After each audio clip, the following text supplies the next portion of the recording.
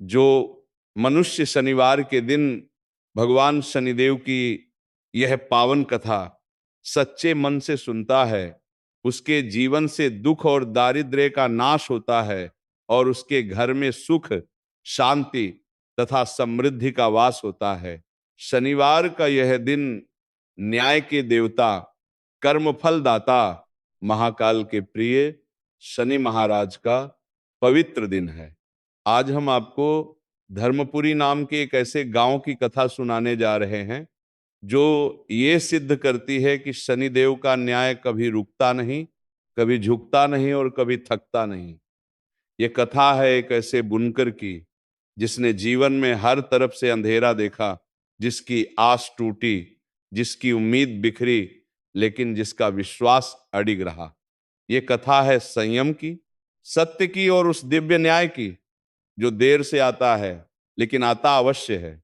यदि आपके जीवन में भी परेशानियां हैं, यदि आप भी महसूस करते हैं कि ईश्वर ने आपकी सुनना बंद कर दिया है, तो इस पावन कथा को एक बार सच्चे मन और श्रद्धा भाव से सुनिएगा।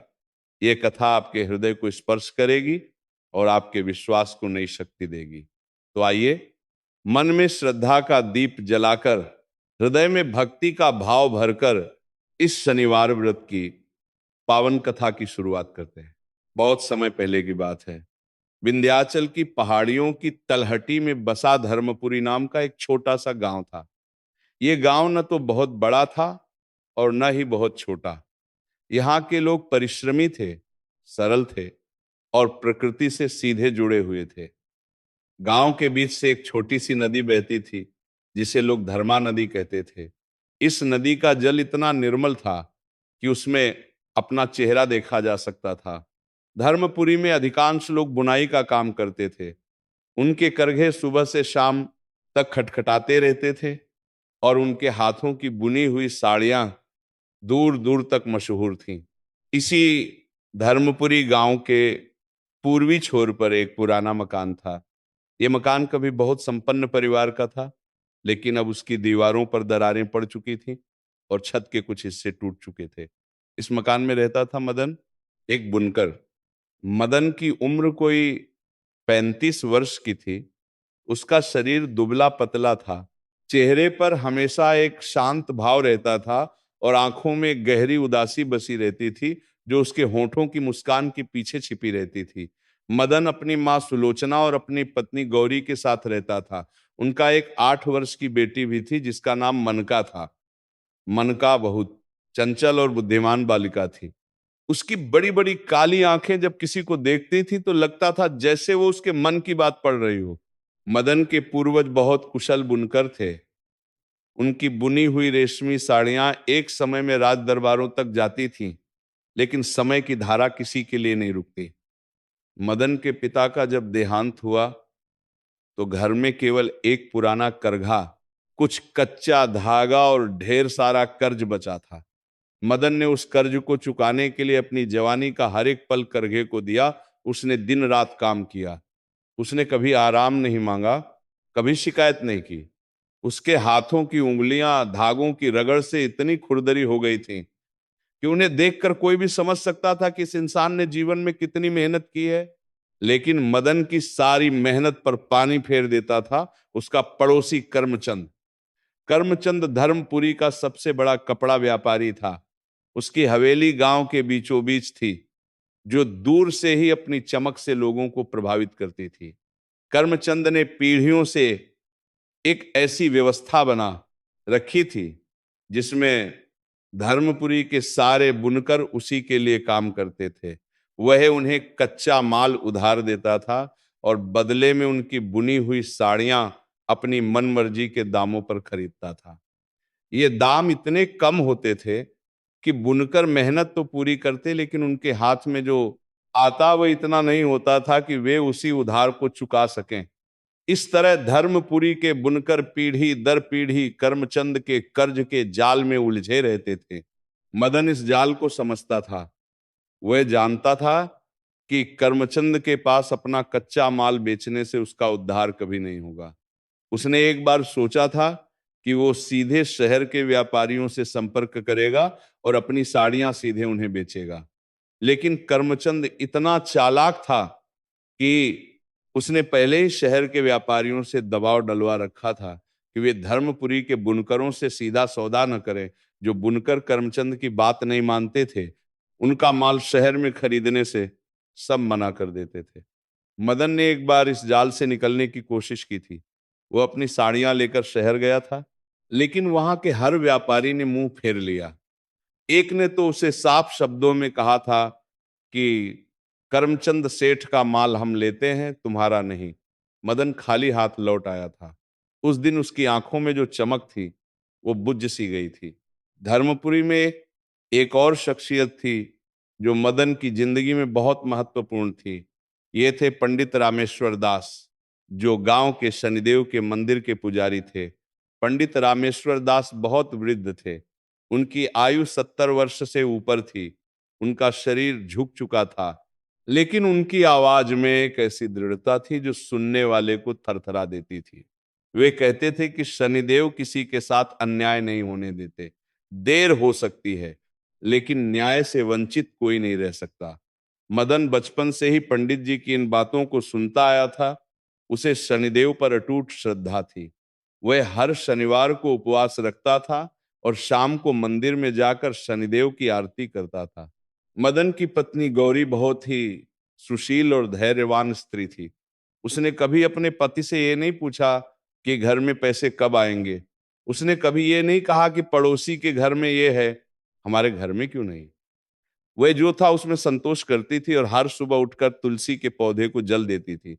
उसे पता था कि उसका पति मेहनती है, ईमानदार है और किसी दिन उनकी किस्मत जरूर बदलेगी। गौरी का यह विश्वास ही मदन की सबसे बड़ी ताकत था। जब भी मदन थका हुआ घर आता और करघे पर सर टिका देता, तब गौरी चुपचाप उसके माथे पर हाथ फेरती और एक गिलास छाछ लाकर रख देती। उस छाछ की ठंडक मदन के शरीर की थकान से ज्यादा उसके मन की थकान दूर करती थी।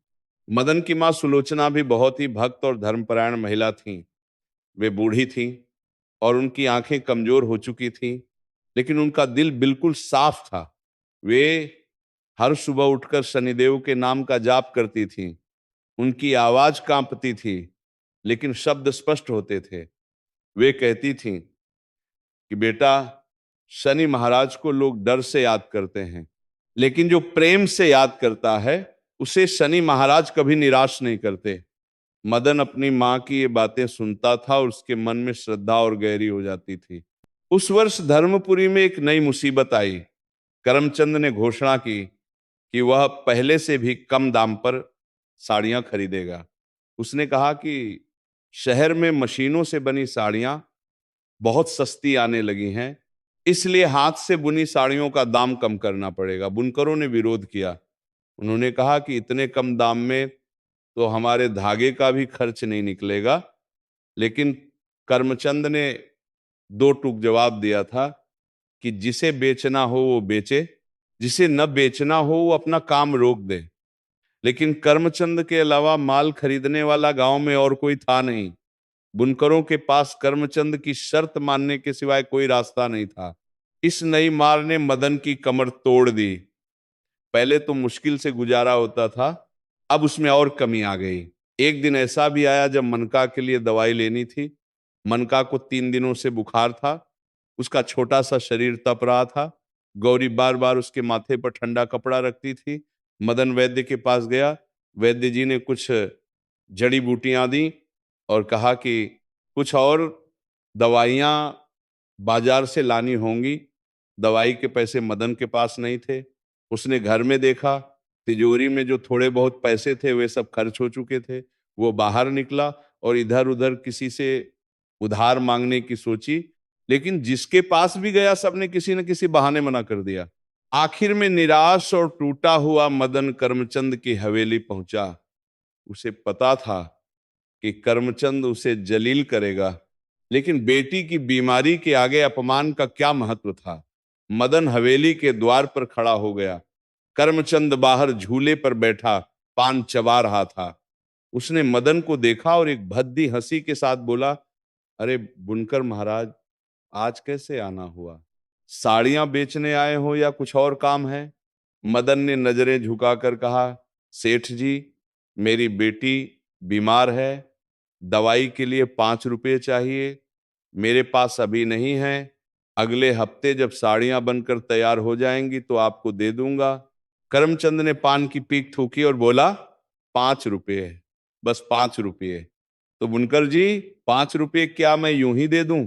ये धर्मशाला नहीं है, पैसे देने से पहले सोचना पड़ता है। मदन ने हाथ जोड़कर कहा, सेठ जी, मेरी बेटी की जान का सवाल है। कर्मचंद ने थोड़ी देर उसे घूरा, फिर बोला, ठीक है, लेकिन एक शर्त है। तुम अपने घर के पिछवाड़े की वह जमीन जिस पर तुम्हारी माँ ने बगीचा लगाया है, उसे मेरे नाम लिख दो। वह जमीन मुझे चाहिए। नदी किनारे की वह जमीन बहुत काम की है। इसके बदले मैं तुम्हें दवाई के पैसे दे दूंगा और तुम्हारा पुराना कर्ज भी माफ कर दूंगा। मदन का दिल धड़क उठा। वह जमीन उसकी माँ सुलोचना को बहुत प्रिय थी। उसी जमीन पर उन्होंने अपने हाथों से फूलों का बगीचा लगाया था। वहां तुलसी के पौधे थे, बेला के फूल थे और एक पुराना चंपा का पेड़ था जिसके नीचे बैठकर सुलोचना हर सुबह भगवान का ध्यान करती थी। उस जमीन को देना मां के दिल का एक टुकड़ा देने जैसा था, लेकिन मनका का बुखार और उसकी तड़प याद आते ही मदन का दिल पसीज गया। उसने भारी मन से हाँ कह दी। जब मदन घर लौटा और उसने मां को बताया तो सुलोचना की आंखों से आंसू बह निकले। वे कुछ बोली नहीं, बस एक बार उस बगीचे की तरफ देखा और अपनी आंखें बंद कर ली। मदन का दिल भर आया। उसने मां के पैर छुए और कहा, मां, क्षमा करना। सुलोचना ने बेटे के सर पर हाथ रखा और धीरे से बोली, बेटा, जमीन तो मिट्टी है, मन का हमारी जान है। तूने सही किया, लेकिन याद रख, जो इस तरह किसी की मजबूरी का फायदा उठाता है वह शनि महाराज की नजर से बच नहीं सकता। दवाई आई, मनका का बुखार उतरा, उसकी छोटी छोटी आंखें खुली और उसने मां गौरी को देखकर मुस्कुराया। उस मुस्कान को देखकर गौरी के आंसू निकल पड़े। मदन दरवाजे की चौखट पर खड़ा होकर बेटी की वह मुस्कान देख रहा था। उसने मन ही मन सोचा कि इस मुस्कान के लिए वह अपनी हर चीज दे सकता है, लेकिन मुसीबतें जब आती हैं तो अकेली नहीं आती। जब एक दरवाजा खुलता है तो बाकी सब दरवाजे एक साथ बंद हो जाते हैं। ऐसा मदन को उन दिनों लगता था। मन का ठीक हुई ही थी कि मदन का पुराना करघा टूट गया। वह करघा उसके पिता का था, जो खुद उनके पिता का था। वह बहुत पुराना था और लकड़ी जगह जगह से खोखली हो चुकी थी। एक दिन जोर से काम करते हुए उसकी मुख्य धुरी टूट गई और करघा बीच में ही रुक गया। नया करघा खरीदने के पैसे नहीं थे, पुराने करघे की मरम्मत के लिए भी पैसे नहीं थे। मदन कई दिनों तक उस टूटे हुए करघे के सामने बैठकर सोचता रहा। उसके हाथ खाली थे और आगे का रास्ता बंद था। पड़ोस में एक और बुनकर था जिसका नाम भोला था। भोला और मदन बचपन के दोस्त थे। भोला ने मदन की हालत देखी और दौड़ा आया। उसने कहा, मदन भाई, मेरे पास एक छोटा करघा है जो अभी काम में नहीं ले रहा। तुम चाहो तो उसे ले लो जब तक तुम्हारा नहीं बनता। मदन ने भोला का हाथ पकड़ लिया और उसकी आंखें भर आईं। यारी का यह मूल्य सारी दुनिया की दौलत से बड़ा था। भोला ने करघा दे दिया। मदन ने फिर से काम शुरू किया। उधर करमचंद ने अपनी जमीन ले ली थी, लेकिन अब उसकी नजर मदन के उस पुराने मकान पर थी। वह मकान नदी के किनारे था और करमचंद को उस जगह कपड़ा रंगने का एक बड़ा काम खड़ा करना था। उसने हिसाब लगाया कि अगर वो मकान मिल जाए तो नदी के पानी का सीधा उपयोग होगा और बहुत फायदा होगा। करमचंद ने एक चाल चली। उसने मदन के पुराने कर्ज के कागज निकाले और उसमें कुछ फेरबदल करवाई। वह कागज अब ये दिखाता था कि मदन पर करमचंद का बहुत ज्यादा कर्ज है जो वो कभी नहीं चुका सकता। करमचंद ने अपने एक परिचित वकील को बुलाया और उसके जरिए मदन के मकान पर कानूनी दावा ठोक दिया। एक दिन गांव के पंच मदन के घर आए। उनके साथ एक सरकारी नोटिस था। नोटिस में लिखा था कि मदन पर करमचंद का इतना कर्ज है और अगर वो 3 महीने के अंदर नहीं चुका सका तो उसका मकान कुर्क हो जाएगा। मदन ने नोटिस पढ़ा, उसके हाथ कांपने लगे, उसे समझ नहीं आ रहा है, उसके प्राण कुर्क हो जाएगा। बरहात ना पढ़ादू को ये कार्दो को घर्ज के बेहात में रहा था कि ये कर्ज इतना बड़ा कब हो गया। उसे याद था कि उसने करमचंद से जो उधार लिया था वह तो बहुत कम था, लेकिन उसके पास कागज का हिसाब नहीं था, वो पढ़ा लिखा नहीं था। उसे नहीं पता था कि करमचंद ने कागजात में क्या लिख दिया है। गौरी जब यह सुना तो उसके हाथों से बर्तन छूट गया। सुलोचना जो पास ही बैठी थी, उनके चेहरे पर एक गहरी पीड़ा उभर आई। मनका को कुछ समझ नहीं आया, लेकिन माँ और दादी की हालत देखकर वह भी रोने लगी। मदन ने अपने परिवार को देखा, उसका दिल भारी हो गया। उसने सोचा कि वह इतना बेबस क्यों है। उसने कभी कोई बुराई नहीं की, कभी किसी का बुरा नहीं चाहा, फिर भी जीवन में इतनी तकलीफें क्यों हैं। उस रात मदन बहुत देर तक जागता रहा। गौरी और सुलोचना सो चुकी थी, मनका भी नींद में थी। मदन अकेला बाहर चबूतरे पर बैठा आसमान को देख रहा था। तारे टिमटिमा रहे थे, हवा बह रही थी, धर्मा नदी की कल कल की आवाज दूर से आ रही थी। मदन के मन में अनगिनत विचार आ रहे थे। उसने अपनी पूरी जिंदगी मेहनत और ईमानदारी से जी थी। उसने कभी किसी को नहीं ठगा, कभी किसी के साथ बेईमानी नहीं की, फिर भी उसके साथ ही क्यों हो रहा था। डोलार मान को तभी उसे पंडित रामेश्वर दास की बात याद आई। पंडित जी हमेशा कहते थे कि शनि महाराज का रास्ता सीधा है लेकिन लंबा है। जो उनके रास्ते पर चलते हैं वे कभी भटकते नहीं, लेकिन उन्हें धैर्य रखना होता है। शनि महाराज परीक्षा लेते हैं और जो परीक्षा में खरे उतरते हैं उन्हें वे ऐसा देते हैं जो कोई और नहीं दे सकता। ये विचार आते ही मदन के मन में एक संकल्प जागा।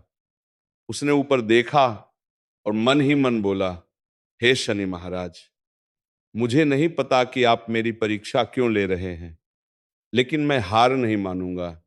जब तक जिंदा हूं सत्य का दामन नहीं छोड़ूंगा। आप न्याय के देवता हैं, मुझे विश्वास है कि एक दिन आप अवश्य न्याय करेंगे। अगले दिन से मदन ने और भी कठोर परिश्रम शुरू किया। वह अब रात को भी देर तक काम करता था। उसने गांव के बाहर एक बड़े व्यापारी के बारे में सुना था जिसका नाम था हीरालाल। यह हीरालाल करमचंद का नहीं था, वह एक दूसरे जिले से आकर धर्मपुरी के पास बसा था और वह हाथ से बुनी साड़ियों का व्यापार करना चाहता था। मदन ने उससे मिलने का निश्चय किया। उसे पता था कि अगर करमचंद को यह पता चला तो वो इसे रोकने की कोशिश करेगा, इसलिए मदन ने चुपचाप हीरालाल के पास जाने की तैयारी की। उस दिन बहुत सवेरे, जब गांव अभी जागा भी नहीं था, मदन ने अपनी सबसे अच्छी 3 साड़ियां एक गठरी में बांधी। गौरी ने उठकर उसके लिए थोड़ा पानी और रोटी बांध दी। सुलोचना ने अपने बेटे के माथे पर हाथ रखा और आंखें बंद करके शनिदेव का स्मरण किया। मदन उनके पांव छूकर चल पड़ा। हीरालाल का ठिकाना गांव से लगभग 8 कोस की दूरी पर था। मदन पैदल चला। धूप तेज थी और रास्ता कच्चा था, लेकिन उसके कदमों में एक उद्देश्य था। जब वह हीरालाल के पास पहुंचा तो दोपहर हो चुकी थी। हीरालाल एक सीधे स्वभाव के व्यापारी थे। उन्होंने मदन की साड़ियां देखी और उनकी आंखें चमक उठी। उन्होंने कहा, भाई, ये काम तो बहुत उम्दा है। इतनी बारीक बुनाई और इतने साफ रंग, ये तो बहुत अच्छा है। हम आपसे सौदा करना चाहते हैं। मदन का दिल खुशी से भर उठा। हीरालाल ने बहुत अच्छे दाम का प्रस्ताव रखा, करमचंद के दाम से 2 गुने से भी ज्यादा। उन्होंने कहा कि वे हर महीने माल लेंगे। मदन वापस घर आया तो उसके पांवों में पंख लगे थे। गौरी ने देखा तो पूछा, क्या हुआ, बहुत खुश लग रहे हैं। मदन ने गठरी खोली और उसमें से जो पैसे हीरालाल ने दिए थे वे दिखाए। गौरी की आंखें भर आईं। सुलोचना ने हाथ जोड़कर शनिदेव का धन्यवाद किया, लेकिन ये खुशी ज्यादा देर नहीं टिकी। करमचंद को किसी ने बता दिया कि मदन हीरालाल के पास गया था। यह सुनकर करमचंद का चेहरा लाल हो गया। उसने मेज पर जोर से मुक्का मारा। उसे लगा कि जिसे उसने इतने सालों से अपनी मुट्ठी में दबा कर रखा था वह मुट्ठी से निकल रहा है। करमचंद ने हीरालाल को एक संदेशा भिजवाया। संदेशे में धमकी भरे शब्दों में लिखा था कि अगर उसने धर्मपुरी के बुनकरों से सीधा माल खरीदा तो उसे पछताना पड़ेगा। हीरालाल एक बाहरी व्यापारी था और करमचंद का इस इलाके में बहुत दबदबा था। हीरालाल को डर लग गया और उसने मदन को संदेश भेजा कि अभी के लिए सौदा रद्द है। मदन ये सुनकर पत्थर की तरह खड़ा रह गया। उसे समझ नहीं आया कि वो क्या करे। चारों तरफ रास्ते बंद थे। करमचंद का जाल इतना मजबूत था कि उसमें से निकलना असंभव लग रहा था। धीरे धीरे 3 महीने का समय भी बीतने लगा। मकान कुर्क होने की तारीख नजदीक आने लगी। एक दिन करमचंद के आदमी आए और मदन को सूचित किया कि अब 1 महीना ही बाकी है। करमचंद ने कहलाया कि अगर मदन अभी उसके पास आकर मकान की चाबी दे दे तो वह उसे गांव में रहने के लिए एक छोटी कोठरी दे देगा, लेकिन मकान उसे खाली करना ही होगा। सुलोचना ने यह सुनकर अपनी आंखें बंद कर लीं। गौरी ने मनका को अपनी छाती से लगा लिया। उस रात खाना नहीं बना, कोई कुछ बोला नहीं। घर में एक भारी सन्नाटा छाया हुआ था जो शब्दों से भी भारी था। अगले दिन शनिवार था। मदन सुबह उठा, उसने स्नान किया। उसके पास चढ़ावे के लिए कुछ भी नहीं था। उसके पास तेल नहीं था, फूल नहीं थे, प्रसाद नहीं था, लेकिन वह मंदिर की ओर चल पड़ा। पंडित रामेश्वर दास उसे आते देखकर मुस्कुराए। मदन ने आकर मंदिर की सीढ़ियां साफ की। उसने शनिदेव की मूर्ति के सामने माथा टेका। उसके आंसू टपक पड़े। पंडित जी उसके पास आए और पूछा, मदन, क्या बात है बेटे? मदन ने सारी बात बताई। पंडित जी चुपचाप सुनते रहे, फिर बोले, बेटा, शनि महाराज जब किसी को प्रिय करते हैं तो सबसे पहले उसे तोड़ते हैं, फिर जोड़ते हैं। जो टूटकर भी विश्वास नहीं खोता उसे वे अपनी कृपा का पात्र बनाते हैं। तुम अभी सबसे कठिन समय में हो। इसका मतलब है कि तुम शनि महाराज की आंखों में हो। घबराओ मत, डरो मत, सत्य का साथ छोड़ना मत। मदन वापस आया तो उसके मन में एक अजीब शांति थी, जैसे किसी ने उसे अंदर से थाम लिया हो। उस दिन शाम को एक अप्रत्याशित घटना घटी। गांव के बाहर से एक काफिला आया। ये काफिला राजधानी से आए कुछ सरकारी अधिकारियों का था। ये अधिकारी देश के हस्तशिल्प को बढ़ावा देने के लिए निकले थे। उन्हें खबर मिली थी कि धर्मपुरी में बहुत अच्छी साड़ियां बनती हैं। वे सीधे गांव में आए और बुनकरों से मिलने लगे। करमचंद ने जैसे ही यह सुना, वो सबसे पहले दौड़ा। उसने अधिकारियों के सामने अपनी बड़ी बड़ी बातें की। उसने कहा कि वह धर्मपुरी का मुख्य व्यापारी है और सारे बुनकर उसके लिए काम करते हैं। उसने एक बड़ी थैली में कुछ साड़ियां दिखाई जो मशीनों पर बनी थीं, लेकिन उसने उन्हें हाथ की बुनी बताया। लेकिन अधिकारी अनुभवी थे। उन्होंने साड़ियां देखी और उनके चेहरे पर संदेह उभर आया। उनमें से एक अधिकारी, जिनका नाम श्रीकांत था, वे बहुत ही सूक्ष्म दृष्टि रखते थे। उन्होंने कहा, यह हाथ की बुनाई नहीं है। हाथ की बुनाई में धागे की मोटाई में थोड़ी असमानता होती है जो इसकी पहचान है। इसमें तो सब एकदम सटीक है। करमचंद थोड़ा घबराया, लेकिन उसने बात संभाल ली। तभी पंडित रामेश्वर दास आए। उन्होंने अधिकारियों से कहा, अगर आप असली हाथ की बुनाई देखना चाहते हैं तो मदन के पास चलिए। वो इस गांव का सबसे कुशल बुनकर है। अधिकारी मदन के घर पहुंचे।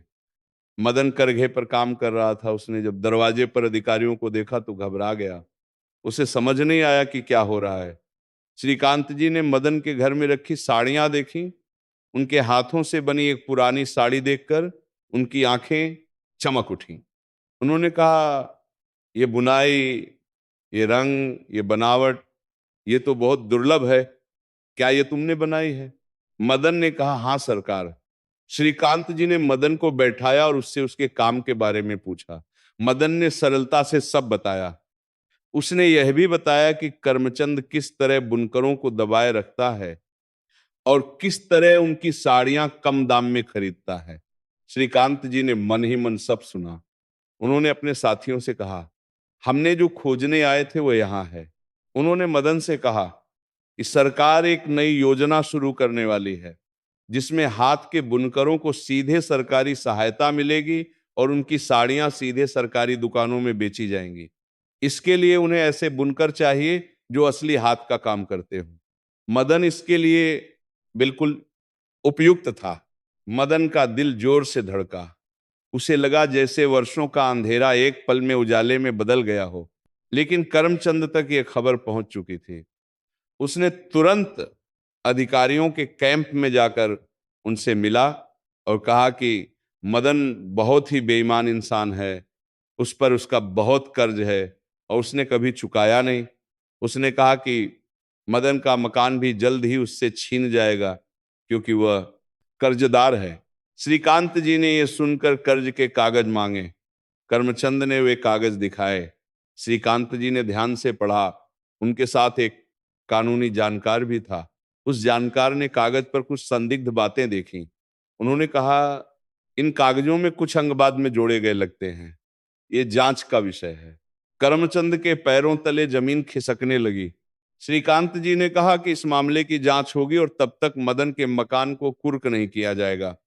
उन्होंने एक आदेश निकाला जिससे मदन को राहत मिली। उस रात मदन के घर में बहुत दिनों बाद चूल्हा ठीक से जला।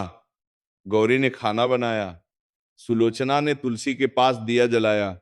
मनका ने खाना खाते खाते कहा, दादी आज खाना बहुत अच्छा बना है। सुलोचना ने उसे गले लगा लिया और उनकी आंखों से खुशी के आंसू टपक पड़े। लेकिन करमचंद ने अभी हार नहीं मानी थी। उसे लग रहा था कि अगर मदन सरकारी योजना में आ गया तो वो पूरी तरह उसकी पकड़ से निकल जाएगा और फिर बाकी बुनकर भी उसे छोड़ने लगेंगे। यह उसके पूरे व्यापार के लिए खतरा था। करमचंद ने एक नई चाल सोची। उसने मदन के दोस्त भोला के पास एक प्रस्ताव भेजा। उसने भोला को कहलाया कि अगर वह मदन के बारे में कुछ गलत बातें अधिकारियों को बताए, मतलब यह कि मदन नशे का आदी है और उसका काम भरोसेमंद नहीं, तो करमचंद उसे एक नया करघा देगा और कर्ज भी माफ कर देगा। भोला के सामने ये प्रस्ताव आया तो वो एक पल के लिए रुक गया। उसके पास भी बहुत जरूरतें थीं। नया करघा मिले और कर्ज माफ हो, ये बहुत बड़ी बात थी। लेकिन फिर उसे मदन का वह चेहरा याद आया जो तब था जब भोला ने उसे करघा दिया था। उस चेहरे पर कृतज्ञता थी और उस कृतज्ञता में एक पवित्रता थी जो भोला के मन को हमेशा याद रहती थी। भोला ने करमचंद के आदमी से कहा, अपने सेठ को बोल दो कि भोला की दोस्ती बिकती नहीं है। करमचंद के आदमी ने यह जवाब सुनकर मुंह बनाया और चला गया। उसी रात भोला दौड़ता हुआ मदन के पास पहुंचा और उसने सारी बात बता दी। मदन चुपचाप सुनता रहा। जब भोला ने सब कहा तो मदन ने उसे गले लगा लिया और रो पड़ा। ये आंसू दुख के नहीं थे, ये उस एहसास के आंसू थे कि जब दुनिया में इतने बेईमान लोग हैं तब भी एक सच्चा दोस्त मिल जाता है तो जीवन में उजाला बना रहता है। अगले कुछ दिनों में जांच शुरू हुई। श्रीकांत जी के साथ आए कानूनी जानकार ने करमचंद के कागजातों की गहरी छानबीन की। जो बात उन्हें संदेह थी वह साबित हो गई। कागजों में जो आंकड़े थे वे बाद में मिलाए गए थे। ये धोखाधड़ी थी। श्रीकांत जी ने तुरंत इसकी सूचना जिले के अधिकारियों को दी। करमचंद को बुलाया गया। पहले तो उसने बहुत बड़े बड़े जवाब दिए, लेकिन जब उसके सामने सबूत रखे गए तो उसकी बोलती बंद हो गई। उसके चेहरे पर पहली बार घबराहट दिखाई दी। वह इंसान जो हमेशा दूसरों को जलील करता था आज खुद जलील हो रहा था।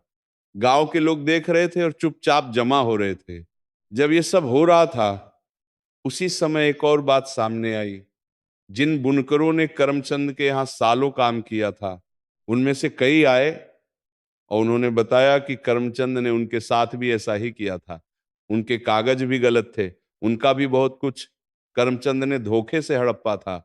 यह सुनकर जिले के अधिकारियों ने करमचंद के सारे व्यापार की जांच का आदेश दे दिया। करमचंद अब बुरी तरह फंस चुका था। उसके चेहरे की वह कुटिल मुस्कान जो हमेशा लोगों को डराती थी आज गायब थी। वह अचानक बहुत बूढ़ा और कमजोर दिखने लगा था। मदन ये सब देख रहा था। उसके मन में करमचंद के प्रति घृणा नहीं थी, वह बस शांत था, जैसे वो जानता था कि यही होना था। उस दिन शाम को मदन मंदिर गया। पंडित रामेश्वर दास मंदिर की सीढ़ियों पर बैठे थे। उन्होंने मदन को देखा और मुस्कुराए। मदन ने उनके चरण छुए। पंडित जी ने उसके सर पर हाथ रखा और कहा, देखा बेटे, शनि महाराज ने देर की लेकिन अंधेर नहीं किया। मदन की आंखें भर आईं। उसने शनिदेव की मूर्ति के सामने माथा टेका और मन ही मन कहा, प्रभु आपने न्याय किया, आपका बहुत बहुत धन्यवाद। जांच के बाद करमचंद को जो सजा मिली वह उसके कर्मों के अनुसार थी। उसके व्यापार पर प्रतिबंध लगा दिया गया। उसने जितने बुनकरों की जमीन धोखे से हड़पी थी, वह वापस करनी पड़ी। मदन की वह जमीन भी वापस आई जिस पर मां का बगीचा था। जब सुलोचना को पता चला कि उनका बगीचा वापस मिल गया है, तो वे उस जमीन पर खड़ी हो गईं और देर तक खड़ी रहीं। उन्होंने उस जमीन पर हाथ फेरा, जैसे किसी खोए हुए बच्चे को वापस थाम रही हों। सरकारी योजना में मदन का नाम सबसे पहले शामिल हुआ। उसकी साड़ियां अब सीधे सरकारी दुकानों में जाने लगीं। दाम पहले से कई गुना ज्यादा मिलने लगे। गांव के बाकी बुनकर भी इस योजना में जुड़ने लगे। लेकिन यहां कथा खत्म नहीं होती। कुछ महीने बाद एक दिन मदन शहर से लौट रहा था। उसने एक गली में देखा कि एक बूढ़ा आदमी धूप में बैठा है। उसके कपड़े मैले थे और हाथ में एक कटोरा था। मदन पास गया और देखा कि वो करमचंद था। करमचंद की जो दौलत थी वो जांच में जब्त हो चुकी थी। उसके बेटे उसे छोड़कर चले गए थे। हवेली बेच दी गई थी। अब वो फुटपाथ पर था। मदन कुछ देर खड़ा रहा। करमचंद ने ऊपर देखा। दोनों की नजरें मिली। करमचंद की आंखों में शर्म थी। वह नजर नहीं मिला सका और सर झुका लिया। मदन ने अपने कपड़ों में हाथ डाला और जो पैसे थे वे निकाले। उसने चुपचाप करमचंद के कटोरे में रख दिए। करमचंद ने ऊपर देखा। उसकी आंखों से आंसू बह निकले। वह बोल नहीं पाया। मदन ने उसकी तरफ एक बार देखा और बिना कुछ कहे आगे बढ़ गया। घर आकर जब मदन ने गौरी को ये बताया, तो गौरी ने पूछा, जिसने इतनी तकलीफ दी उसे पैसे क्यों दिए? मदन ने कहा, गौरी, शनि महाराज ने उसे उसके कर्मों की सजा दी। अब वह बुजुर्ग है और भूखा है। अगर मैं उसे उसकी हालत में छोड़ देता तो मुझ में और उसमें क्या फर्क रहता? हम वही करते हैं जो हमें सही लगता है। बाकी फैसला शनि महाराज का है। सुलोचना ने यह सुना और उनकी आंखें भर आईं। उन्होंने बेटे के माथे पर हाथ रखा और कहा, बेटा, आज तूने अपने पुरखों का नाम रोशन किया। उस रात धर्मपुरी में शनिदेव के मंदिर में दीपमाला लगाई गई। मदन ने अपनी पहली कमाई से शनिदेव के मंदिर की मरम्मत करवाई। पंडित रामेश्वर दास की आंखों में आनंद के आंसू थे। गांव के लोग आए और उन्होंने शनिदेव की आरती उतारी। मनका उस रात मंदिर में अपनी दादी के साथ बैठी थी। उसने दादी से पूछा, दादी, शनि महाराज क्या देखते हैं? सुलोचना ने मनका को गोद में लिया और बोली, बेटी, शनि महाराज हमारा कर्म देखते हैं, हमारी नीयत देखते हैं। जो सच्चे मन से चलता है वह कभी नहीं हारता। मनका ने शनिदेव की मूर्ति की तरफ देखा और मुस्कुराई। उस मुस्कान में एक नए जीवन की शुरुआत थी। समय बीतता गया और धर्मपुरी बदलने लगा। मदन की साड़ियां अब बहुत दूर दूर तक पहचानी जाने लगीं। शहर से लोग आकर उसका काम देखते थे। कुछ लोगों ने उसे सिखाने के लिए बुलाया। मदन ने खुशी खुशी दूसरों को भी ये काम सिखाया। उसने गांव के उन युवकों को भी बुनाई सिखाई जो खाली बैठे थे। मदन के पास अब पैसे थे। उसने अपने पुराने मकान की मरम्मत करवाई। छत ठीक हुई, दीवारें सफेद हुईं। सुलोचना ने बगीचे में नए पौधे लगाए। गौरी ने घर को सजाया। मनका अब अच्छी पाठशाला में पढ़ने लगी। उसकी आंखों में वही चमक थी जो हमेशा थी, लेकिन अब उसमें आत्मविश्वास भी था। लेकिन कहते हैं ना कि शनि महाराज की परीक्षाएं एक बार में खत्म नहीं होती। जब इंसान थोड़ा ऊपर उठता है तो उसके सामने एक नई परीक्षा आ खड़ी होती है। वह परीक्षा पहले वाली से भी कठिन होती है, क्योंकि इस बार परीक्षा बाहर से नहीं, अंदर से आती है। ये परीक्षा होती है अहंकार की, लालच की और उस भूलने की जिसमें इंसान अपनी जड़ों को भूल जाता है। मदन के जीवन में भी एक ऐसा दौर आया। जब से सरकारी योजना में उसका नाम आया था, उसकी ख्याति दूर दूर तक फैल गई थी। शहर से लोग उसे मिलने आते थे। बड़े अधिकारी उसे सम्मानित करने लगे थे। एक बार जिले के एक बड़े समारोह में मदन को बुनकर श्रेष्ठ का सम्मान दिया गया। उस दिन मदन ने पहली बार रेशमी कुर्ता पहना था। गौरी ने बड़े प्रेम से उसे तैयार किया था। सुलोचना ने माथे पर तिलक लगाया था। मनका ने ताली बजाई थी। वह दिन मदन के जीवन का सबसे खुशहाल दिन था। लेकिन समारोह से लौटकर जब मदन घर आया तो उसके साथ एक नया परिचय भी आया। वह था धनिकलाल। धनिकलाल शहर का एक बड़ा व्यापारी था। उसने मदन का सम्मान देखा था और उसके दिमाग में एक योजना आई। उसने समारोह के बाद मदन से मुलाकात की और कहा, मदन जी, आपके जैसे कारीगर को इस छोटे से गांव में पड़े रहना ठीक नहीं। आप शहर आइए, मैं आपको एक बड़ी दुकान दूंगा, आपकी साड़ियां पूरे देश में जाएंगी, आप बहुत बड़े आदमी बनेंगे। मदन के मन में कुछ चमका। शहर की बड़ी दुकान, बड़ा नाम, बड़ी ख्याति। लेकिन उसी पल उसे गांव की मिट्टी की खुशबू याद आई। उसे अपनी माँ का चेहरा याद आया। बगीचे का वह चंपा का पेड़ याद आया। पंडित रामेश्वर दास की वो बात याद आई कि शनि महाराज उन्हें पसंद करते हैं जो अपनी जड़ों से जुड़े रहते हैं। उसने धनिकलाल को विनम्रता से मना कर दिया, लेकिन धनिकलाल ने हार नहीं मानी। वह हर महीने किसी न किसी बहाने मदन के पास आता रहा। धीरे धीरे उसने मदन के मन में एक विचार भर दिया कि तुम्हारी प्रतिभा बड़े मंच की मांग करती है, धर्मपुरी में तुम्हारी प्रतिभा दब जाएगी। मदन का मन डोलने लगा। गौरी ने देखा कि पति के स्वभाव में धीरे धीरे बदलाव आ रहा है। वह अब पहले जैसा नहीं रहा। पहले वह हर शनिवार को बिना नागा मंदिर जाता था। अब कभी कभी ये कहकर नहीं जाता था कि काम है। पहले वह गांव के बुनकरों के साथ बैठकर बातें करता था। अब वह उनसे थोड़ा दूर दूर रहने लगा था। पहले वो घर में आकर गौरी से दिन भर की बातें करता था। अब वो थका हुआ आता और चुपचाप सो जाता। गौरी ने एक दिन रात को मदन से कहा, सुनिए, क्या हुआ है आपको? आप बदल रहे हैं? मदन ने थोड़ा झुंझलाते हुए कहा, क्या बदल रहा हूं? बड़ा हो रहा हूं, जिम्मेदारियां बढ़ रही हैं।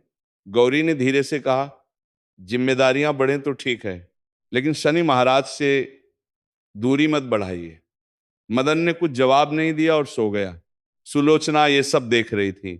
उनकी आंखें कमजोर थीं, लेकिन अनुभव की दृष्टि बहुत तेज थी। उन्होंने एक एक दिन मदन को बुलाया और उसे अपने पास बैठाया। उन्होंने कहा, बेटा, मैं तुझसे एक बात पूछूं? तुझे याद है वह दिन जब मनका बीमार थी और घर में एक दाना नहीं था? मदन ने कहा, हाँ मां, याद है। सुलोचना बोली, उस दिन तूने किसके पास जाने की हिम्मत की थी? मदन ने कहा, शनि महाराज के पास। सुलोचना ने पूछा, और आज जब सब कुछ है तब शनि महाराज कहाँ है? मदन का सर झुक गया। मां की वह बात तीर की तरह उसके दिल में उतर गई। उस रात मदन बहुत देर तक सो नहीं पाया। उसे अपनी आंखों के सामने अपना पूरा सफर दिखाई दिया। वह टूटा हुआ करघा, वह खाली तिजोरी, वह मकान कुर्क होने का नोटिस, वह रात जब वह शनि महाराज के मंदिर में फूट फूट कर रोया था, और फिर वह सब जो शनि महाराज की कृपा से हुआ था। मदन की आंखें भर आईं। उसे समझ में आया कि वो कहाँ जा रहा था। धन और यश ने धीरे धीरे उसकी जड़ों को हिलाना शुरू कर दिया था। वो वही गलती करने के कगार पर था जो उसे कभी नहीं करनी चाहिए थी। मदन उठा। रात के 2 बजे थे। वह चुपचाप घर से बाहर निकला और नंगे पांव मंदिर की तरफ चल पड़ा। रात में धर्मपुरी में सन्नाटा था। आसमान में तारे भरे थे। धर्मा नदी की कलकल की आवाज आ रही थी। मदन मंदिर की सीढ़ियां चढ़कर अंदर गया। मंदिर में अंधेरा था, बस दिए की एक टिमटिमाती लौ जल रही थी। उस लौ की रोशनी में शनिदेव की मूर्ति का चेहरा कुछ और ही लग रहा था, गंभीर लेकिन करुणामय। मदन ने घुटने टेक कर माथा टेका। उसने धीरे से कहा, प्रभु मुझे माफ करना, मैं भटकने लगा था। आपने मुझे बड़ा किया और मैं आपको भूलने लगा था। मैं फिर से वही हूं जो था। वही मदन जो बुनकर है, जो आपका भक्त है, जो धर्मपुरी का बेटा है। मुझे माफ करना और मुझे सदा अपने चरणों में रखना। मंदिर में एक पल के लिए दिए की लौ अचानक बहुत तेज हो गई। इतनी तेज कि पूरे गर्भगृह में उजाला फैल गया। मदन की आंखें चौंधिया गईं और उसी पल उसे एक अजीब सी अनुभूति हुई, जैसे किसी ने उसके सर पर हाथ रख दिया हो। एक ऊष्मा, एक शांति, एक आश्वासन। मदन बहुत देर तक वहीं बैठा रहा। उसके मन का सारा बोझ उतर गया था। जब वो घर लौटा तो पौ फटने वाली थी। गौरी दरवाजे पर खड़ी थी। उसने मदन को देखकर कुछ नहीं पूछा, बस एक गहरी सांस ली। उसे पता था कि उसका पति वापस आ गया है। वो मदन जो उसे पता था, वो मदन जिसे वो पहचानती थी। अगले दिन शनिवार था। मदन सुबह उठा। उसने स्नान किया। उसने धनिकलाल को एक संदेश भेजा कि वो शहर नहीं आएगा, उसकी जगह धर्मपुरी में है। उसके बाद वो मंदिर गया। पंडित रामेश्वर दास ने उसे आते देखा। उनकी आंखों में एक गहरी शांति थी, जैसे उन्हें पहले से पता था कि मदन आएगा। उस दिन आरती बहुत भावपूर्ण थी। मदन की आवाज में एक अलग ही भाव था। गांव के लोग देख रहे थे। कुछ को समझ आया, कुछ को नहीं, लेकिन पंडित रामेश्वर दास समझे। उन्होंने मदन के कंधे पर हाथ रखा और बोले, बेटा, बड़ा वही होता है जो बड़े होने के बाद भी अपनी जड़ों से जुड़ा रहे। तूने आज ये साबित कर दिया। उसके बाद का जो समय था, वह धर्मपुरी के इतिहास में एक नए अध्याय जैसा था। मदन ने अपने घर के एक बड़े कमरे में गांव के नौजवानों को बुनाई सिखाने की एक पाठशाला खोली। उसने कहा कि ये काम बस कमाई के लिए नहीं, अपनी परंपरा को जिंदा रखने के लिए भी है। युवक आने लगे। धीरे धीरे लड़कियां भी आने लगी। गांव में एक नई ऊर्जा आई। मन का बड़ी होने लगी थी। वह पाठशाला में भी जाती थी और घर पर आकर बुनाई भी सीखती थी। एक दिन उसने मदन से पूछा, बाबा, आपने ये काम इतने लोगों को क्यों सिखाया? आप तो खुद और ज्यादा बना सकते थे और ज्यादा पैसे कमा सकते थे। मदन ने मनका को गले लगाया और कहा, बेटी, शनि महाराज ने मुझे जो दिया वह केवल मेरे लिए नहीं था। जो दूसरों के काम आए वही असली धन है। मनका ने अपने बाबा की तरफ देखा और उसकी आंखों में एक गहरी समझ उतरी। उन्हीं दिनों एक और घटना घटी जो धर्मपुरी के हर घर में चर्चा का विषय बन गई। गांव के पूर्वी छोर पर एक बहुत गरीब विधवा रहती थी जिसका नाम जमुनी था। जमुनी के पति का बरसों पहले देहांत हो चुका था। उसके 3 बच्चे थे। वह खुद बहुत बीमार रहती थी और उसके घर में कभी कभी 2 वक्त की रोटी भी नहीं होती थी। गांव वाले उसकी थोड़ी बहुत मदद करते थे, लेकिन ज्यादा कोई ध्यान नहीं देता था। जमुनी की एक पुरानी इच्छा थी कि उसके 3 बच्चे पढ़ें लिखें और अच्छे इंसान बने, लेकिन ये इच्छा केवल सपना बनकर रह गई थी क्योंकि पैसे नहीं थे। एक शनिवार को मदन मंदिर से लौट रहा था। उसने जमुनी को देखा। वह मंदिर की सीढ़ियों पर बैठी थी। उसकी आंखें बंद थीं और वह धीरे धीरे कुछ बुदबुदा रही थी। मदन रुक गया। उसने पास जाकर पूछा, माई, क्या हुआ? जमुनी ने आंखें खोली। उसकी आंखों में आंसू थे। उसने कहा, बेटा, शनि महाराज से मांग रही थी, मेरे बच्चों को कोई आसरा दे दे। मैं तो जा रही हूं, लेकिन इन्हें छोड़कर जाने का डर है। मदन ने उसकी बात सुनी। उसे अपने वे दिन याद आए जब मनका बीमार थी और घर में एक दाना नहीं था। उस दिन उसने एक निश्चय किया। उसने जमुनी के 3 बच्चों की पढ़ाई का सारा खर्च अपने ऊपर ले लिया। उसने जमुनी के घर की मरम्मत करवाई। उसके घर में खाने का इंतजाम किया। गांव के लोगों ने जब यह देखा तो कुछ ने कहा, मदन बहुत दानी हो गया है। लेकिन मदन को इन बातों की परवाह नहीं थी। वो जानता था कि वो ये किस लिए कर रहा है। जमुनी के बच्चे जब पढ़ने लगे तो उनकी आंखों में एक नई चमक आई। जमुनी की बीमारी धीरे धीरे कम होने लगी। वह खुद भी मंदिर आने लगी। एक दिन उसने मदन को देखा और दूर से ही हाथ जोड़ लिए। मदन ने भी हाथ जोड़े। दोनों के बीच कोई शब्द नहीं थे, लेकिन जो कहा गया वह शब्दों से कहीं ज्यादा था। पंडित रामेश्वर दास ये देखते थे और मुस्कुराते थे।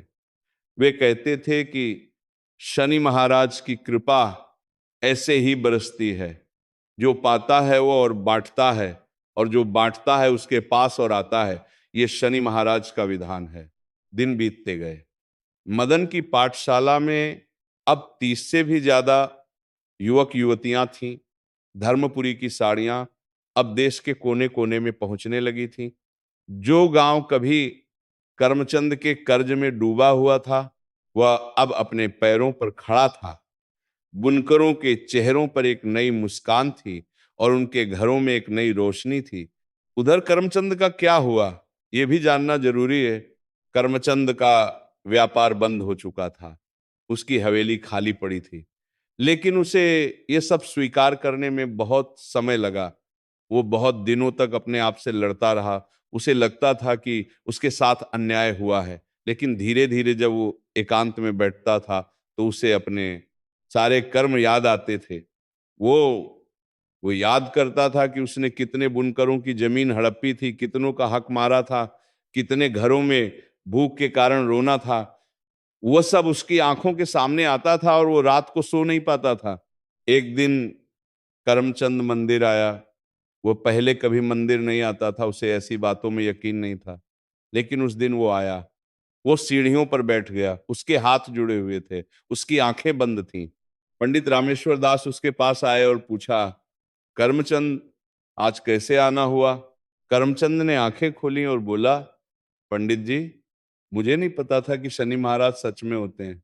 मुझे लगता था ये सब लोगों को डराने की बात है, लेकिन मैंने जो किया उसका जो फल मिला उसने मुझे बता दिया कि ये सब सच है। मुझे माफी मांगनी है। पंडित जी ने कहा, करमचंद, शनि महाराज से माफी मांगो और उन सबसे माफी मांगो जिनके साथ तुमने गलत किया, लेकिन सबसे पहले खुद से माफी मांगो, क्योंकि जो बुरा करता है वह पहले खुद को धोखा देता है। करमचंद ने माथा टेका, उसकी आंखों से आंसू बह निकले। पहली बार उसने अपनी आत्मा की आवाज सुनी। उसके बाद करमचंद धीरे धीरे बदला। उसने जो भी उसके पास बचा था वह उन बुनकरों को लौटाने की कोशिश की जिनका उसने हक मारा था। ये सब वापस नहीं किया जा सकता था, लेकिन जो हो सकता था वह उसने किया। मदन को जब ये पता चला तो उसने कहा, अच्छा हुआ, जब इंसान पश्चाताप करता है तो शनि महाराज उसे स्वीकार करते हैं। करमचंद ने गलत किया था, लेकिन अब वह सही रास्ते पर है। ये धर्मपुरी की कथा नहीं है, ये शनि महाराज के न्याय की कथा है। ये कथा है उस विश्वास की जो तूफानों में भी नहीं टूटता। ये कथा है उस धैर्य की जो अंधेरे में भी प्रकाश देखता है। ये कथा है उस सत्य की जो देर से ही सही एक दिन जरूर चमकता है। मदन आज भी धर्मपुरी में है, उसका करघा आज भी चलता है, वह खुद चलाता है। उसके हाथों की उंगलियां अब भी खुरदरी हैं, लेकिन उन उंगलियों से जो साड़ियां बनती हैं उनमें एक अलग ही भाव है। एक ऐसा भाव जो केवल तब आता है जब बनाने वाले का मन शुद्ध हो और हृदय में शनि महाराज का वास हो। सुलोचना अब बहुत वृद्ध हो गई हैं, लेकिन हर सुबह वे उठती हैं और बगीचे में जाती हैं। वह चंपा का पेड़ अब और बड़ा हो गया है, उसकी छांव और गहरी हो गई है। सुलोचना उसके नीचे बैठकर आंखें बंद करती हैं और शनि महाराज का नाम लेती हैं। उनके होठों पर एक मुस्कान होती है। वो मुस्कान उस माँ की होती है जिसे पता है कि उसके बेटे के ऊपर ईश्वर का हाथ है। गौरी हर शनिवार को उपवास रखती है, वह पूरे घर में दिए जलाती है। उसने कभी किसी से कुछ नहीं मांगा, वह बस यही मांगती है कि उसके घर में शांति रहे और उसके परिवार को शनि महाराज की छाया मिलती रहे। मनका अब बड़ी हो गई है, वह पढ़ी लिखी है और बहुत चतुर है, लेकिन उसने बुनाई भी सीखी है। वह कहती है कि यह काम उसकी पहचान है और वह इसे नहीं छोड़ेगी। उसकी आंखों में वही चमक है जो बचपन से थी, लेकिन अब उसमें एक गहराई भी है। वह जब बुनाई करती है तो उसके हाथ उस परंपरा को आगे ले जाते हैं जो उसके पिता ने जिंदा रखी। पंडित रामेश्वर दास अब और भी वृद्ध हो गए हैं, उनके पांव कांपते हैं, लेकिन वे हर शनिवार को मंदिर में आरती करते हैं। वे कहते हैं कि जब तक ये शरीर है शनि महाराज की सेवा में लगाऊंगा। उनकी वो भारी आवाज जो आरती के समय गूंजती है पूरे मंदिर को एक अलग ही ऊर्जा से भर देती है। धर्मपुरी का शनि मंदिर अब बहुत सुंदर हो गया है। मदन ने उसकी मरम्मत करवाई थी।